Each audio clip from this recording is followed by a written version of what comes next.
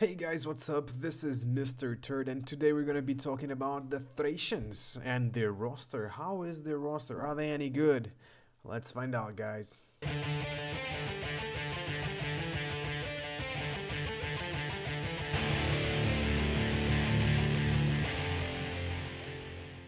Welcome to the Thracian roster, people. Welcome. And today we're gonna be checking the Thracians out, and we're gonna be seeing how good are they in battle. How good is their roster? And now you can see that it's pretty small. It doesn't have a whole lot of units. So yeah, let's get started. Let's get started from right to left, and we're gonna go over every single unit, just give a brief summary of every single unit, and then we're gonna be talking about the roster as a whole, because that's how you should judge it. Okay, Illyrian Mercenaries. They have 7 attack, 8 defense, 4 charge, and they have a missile attack of 9. These guys can charge without orders. That's definitely not a great thing. They have a combat bonus in woods or snow, and they move fast. They move quickly. They are quick on their feet. All right, are they a great unit? Well, to be fairly honest, I think they are obviously way better than the normal peltists, but they are also way more expensive than the normal peltists. I would just take 2 normal peltists instead of taking 1 Illyrian Mercenaries. If you have the money and you have no more slots available, then take 1 Mercenary Illyrian instead of 2 peltists. However, I don't usually use peltists. I don't think they are that useful on the battlefield. Anyway, onagers. Yes, they have onagers. They don't have any other kind of siege equipment, so let's move on. Militia cavalry, 6 attack, 6 defense, 3 charge, 6 missile attack. I don't usually use these guys. I don't think they're too useful.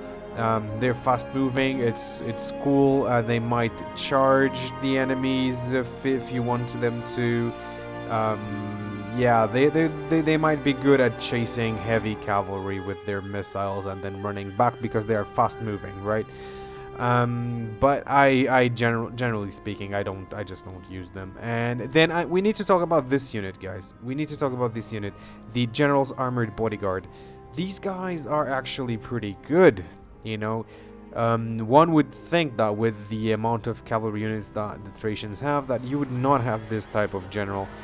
They have the Greek cavalry, they have the normal Greek general, and then they have the militia cav. I would think that these guys were just gonna be a less shitty version of the general's bodyguard, but no, these guys are actually pretty decent. They are the best cavalry unit that the Thracians have access to.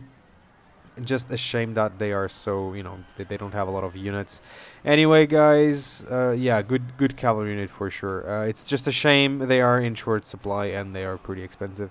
Let's go to the Greek cavalry. 330 denarii for these guys. 6 attack, 8 defense, 5 charge. These guys are the shitty, usual shitty Greek cavalry, so they are just, shit. Anyway. Yeah. They are good if you have nothing else, but you have to mass them in great numbers for them to be actually effective. So then we have the stock archers, 3 attack, 2 defense, 1 charge, 7 missile attack. They are vulnerable to other missiles and they're fast moving. Those are all great things. Those are not all great things. They're vulnerable to missiles. They can use flaming missiles actually, so that's actually decent. But then again, all basic archers can, all archer units can, so that's nothing special about them. They are cheap, that's okay, but they are not that great. They don't have long-range missiles, that's their weakness. It's the stock archers. Peltists, these are the stock peltists, of course. 3 attack, 4 defense, 1 charge. They have 6 missile attack. Again, they're pretty cheap.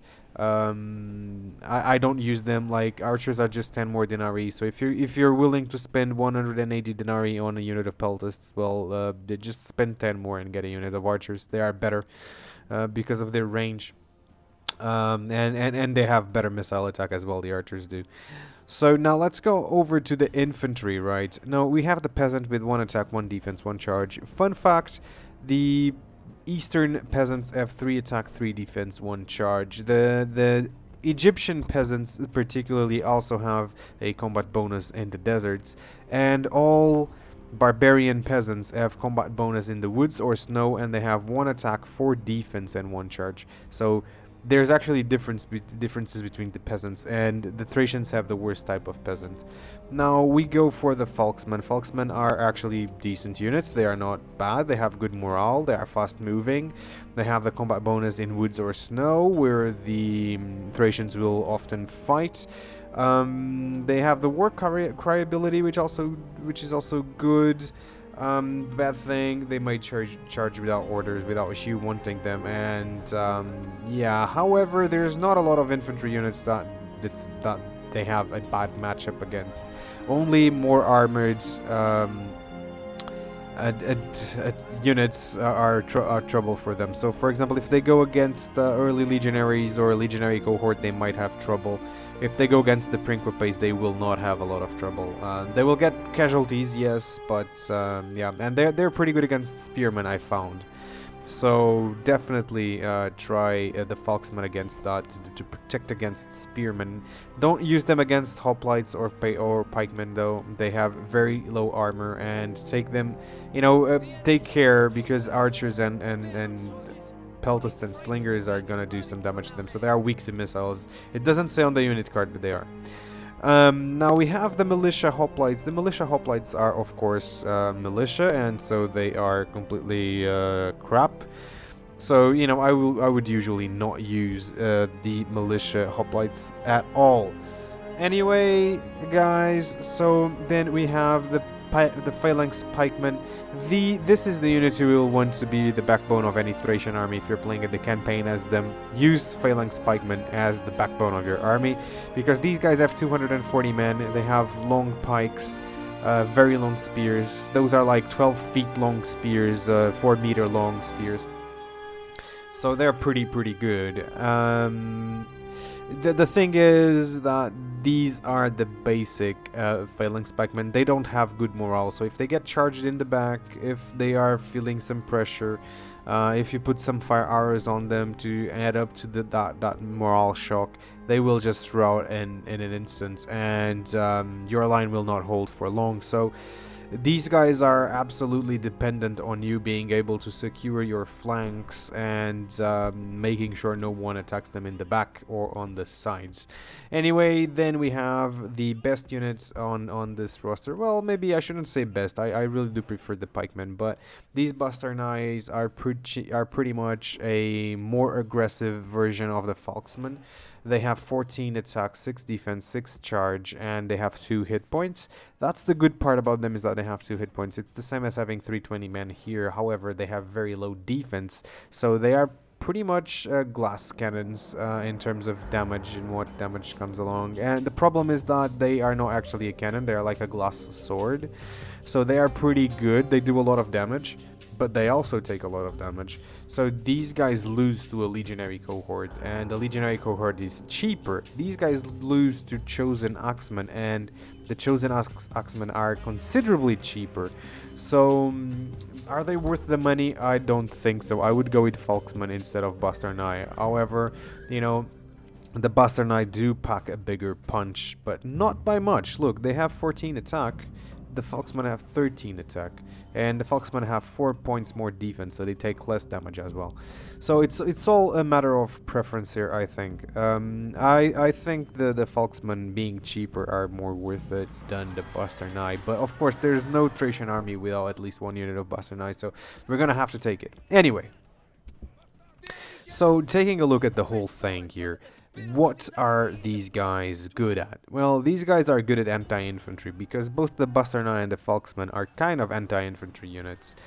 They simply cannot compete against the more armored units, because those are immune to this high attack that they have, right? And they have low defense, so every single unit is going to be able to do some damage to them, and that's the weakness. It's like, I tried, for example, Bastarnai versus normal Axeman, which is a unit that costs about 450 denarii, so almost half the price. And they killed about half a unit of Bastarnai. Not about half, they killed about 60 guys, 60 to 70 guys of the unit of Bastarnai. And that means that the Bastarnai cannot attack another unit of Axeman, and those guys are cheap, so you can easily You can with a lot more ease get 2 or 3 units of Axeman than 2 units of Buster Knight. So yeah, it's definitely a trade-off. Like, they are expensive. They are crazy expensive. The Foxmen, I think they have a good price for what they are, but the Buster Knight, I think they're too expensive, too damn expensive for what they are. Anyway, guys, yes. Cavalry-wise, these guys are pretty bad. They are like, I'm not gonna say they are a D tier just because of the general, but then again, generals are in short supply and you cannot recruit generals on the campaign. You can only do that on custom battle, but will you really just use 48 man units that cost 1k? Probably not. You'll probably want to be taking 3 units of Greek cavalry instead. And you'll still have money left over, so yeah, you'll probably want to be doing that. Maybe just for a general unit, I don't know. Yeah, maybe just for the general unit, we will want to be taking that. So you're gonna waste 2,000 on cavalry alone. And what are we going to take? We're going to take quite a few pikemen because these guys are good. We're gonna be taking maybe 2 units of Buster Knight, maybe 4 units of Falksman, and then waste the rest on archers. I think this is a pretty decent army for the Thracians here. So this is what I would take. Anyway, I didn't say if they were good or not. So their infantry, in terms of infantry, I think their infantry is not great. I think their infantry is below average, to be honest. Like, the Buster Knight and the Falksman are pretty good against other infantry, but the problem is that they work better on the flanks, and the pikemen work better on the front, right? Because the pikemen also need people to protect their flanks. And the thing is that Greek cavalry is not very good at protecting the flanks. Look at that. You know, these guys are pretty bad. I only brought 3 units of them, so I could actually just get 1 less or 2 less units of Falksmen, or even do this, you know, and bring another unit of Greek Cav, because they are not good, but it's always nice to have quite a bunch of them, right? And we can actually get 1 more unit of Buster Knight instead, and we can actually get some XP on these guys just to see how they get. Yeah, I think they need XP to be decent, actually. So you're gonna be doing that. Anyway, so their infantry, for me, it's like a C tier. It's not. It cannot even be a B tier. Like, they don't have a good elite unit. These Buster Knight will lose against most other elite units, and the problem is that then their cav is pretty bad. So any other faction, or most of the other factions, will have cav that is good enough to beat them and attack them in the back, and the phalanx pikemen will be very, very weak to that sort of thing. So any faction that can have hoplites or even their own pikemen will do some damage to the Thracians. Anyway, also this is an army that I would take. So what is the tier that I'm gonna put the Thracians on? Which tier should they get? Which tier do they deserve? And in my opinion, guys, I think the Thracians do deserve a C tier. Why do they deserve a C tier? They don't have an elite unit of infantry. Their best unit of infantry is overpriced for what they do. Their cavalry is pretty bad. They don't have long-range missiles. You know, yes, they do have archers instead of just slingers, but still, it's pretty bad. And in terms of infantry, well, the Falksmen do good against other infantry units, and the Buster Knight actually do good against other infantry units, but it's just supposing that those infantry units are low tier. The Buster Knight can actually do well against mid-tier, some mid-tier infantry units as well, except Chosen Axemen.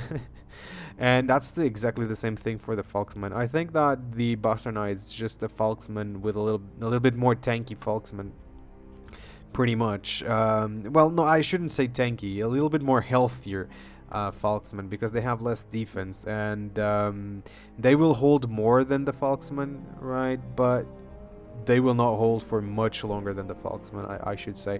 So for me, guys, it's a C tier for Thrace We are not at the D tier quite yet, but I think we're gonna be there soon.